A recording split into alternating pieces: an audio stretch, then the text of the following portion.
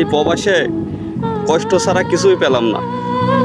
সবাই জানে এই প্রবাসে আমি কত সুখে আছি, কিন্তু আমি জানি এই প্রবাসে কতটা কষ্টের ভিতরে আছি।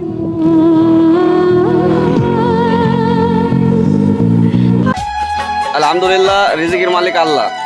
আমি এক সৌদির বাসায় কাজ করি, তো সৌদি আমাকে এই দেখেন কতগুলো গাজর হাদিয়া দিয়েছে। এতগুলো গাজর আমাকে হাদিয়া দিয়েছে আর বলেছে তোর সাথে যদি তোর কোনো সাদিক থাকে তো তাদেরও দিবি। তো সৌদি আরবে গাজর 5 টাকা কিলো, এখানে 7 থেকে 8 কিলো গাজর আছে।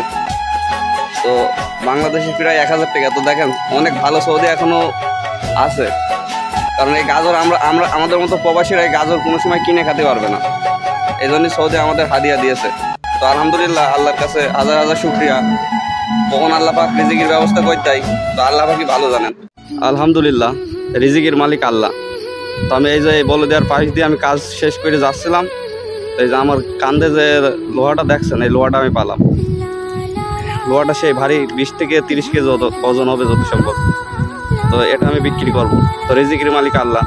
আলহামদুলিল্লাহ যে আল্লাহ আমার রিজিকের ব্যবস্থাটা করে দিয়েছেন। তো সকলেই আমাকে সাপোর্ট করবেন আর আমার পাশে থাকবেন।